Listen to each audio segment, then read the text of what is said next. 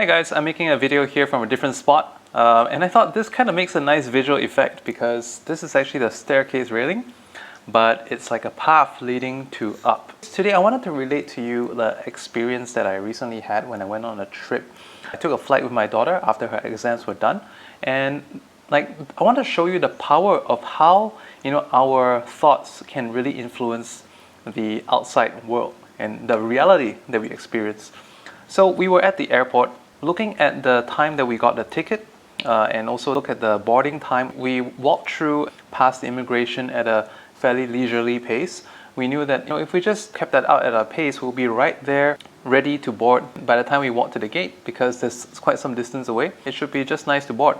So here's the interesting thing that happened I wanted to relate, because as we walked on over there, close to the gate, we saw a gathering of people. Since they were all wearing these bright pink shirts, it could be some kind of a tour group or a company event. It turned out to be a company trip.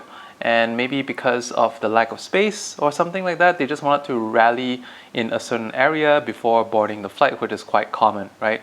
So it turns out that the gate was not open yet, although it was already the time that the gate was supposed to be open. It seemed that all these people were actually there because they were waiting to go into the departure gate. I was like, I walked past the toilet sign just now. Maybe I should have gone in back then.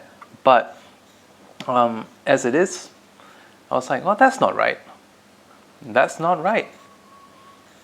In my mind, I just thought that's not right. And the thing that manifested afterward, because manifestation is bringing the thought into the reality, right? So what is not yet in the form that we can see and perceive, once we make manifest, it becomes that. So at that point of time, I kind of rejected that reality in my brain. And what happened was that I saw someone, one is the airline uniform and another person in the ground crew from the airport. They were coming up the walkway. They came up and were there to open the departure gate. So long story short, the moment we got there, just seconds after we got there, this apparent obstruction was unobstructed for us. Shortly after that, we were also able to board like the first of our section as well, without having to queue or rush. And this, at that point of time, when we walked past that group of people in the bright pink shirts and went in exactly at that time, I thought of the Bible event, Moses parting the Red Sea. So I'm also making this video in reflection to a video from Derek on his YouTube channel, Elmer O. Locker Jr. He made this great video about this similar topic, about how we can actually just remove all our problems by thinking in a certain way. He related something that just caught me, and I wanted to make this video to share it with you. When you start to live your life in this, you create this state of flow. And the state of flow is almost as though doors are being opened to you, and your job in life is just to walk through these doors. It's a very, very amazing feeling. Like even today, we were supposed to have an appointment at 1 p.m. We're just coming up to that time. And this morning I was like, I'm not too keen on that appointment. I'd rather play table tennis. Because on any other ordinary Saturday, if my daughter was going to a friend's house, then we would play table tennis first. But then again, there's this appointment. I was like, I don't really feel like it.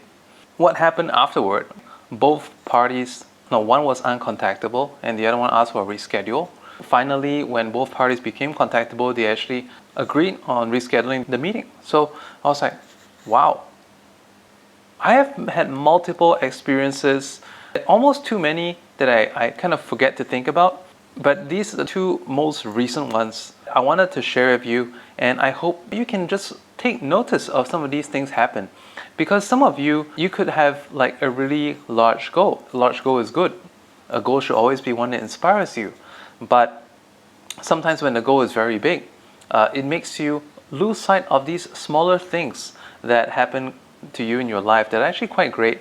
And if you start to take stock of certain things, and maybe these things may help you to take stock of the small blessings in your life that have already happened. When you take note of that, it puts you in a state of gratitude and receptiveness, and you can actually build upon these small evidences to the big goal that you want to make manifest in your life. So I hope this message finds you well, and if there are any like comments or feedbacks or any other topics you'd like me to cover, do drop that down in the comments box below. Have a great and blessed day. Thank you very much.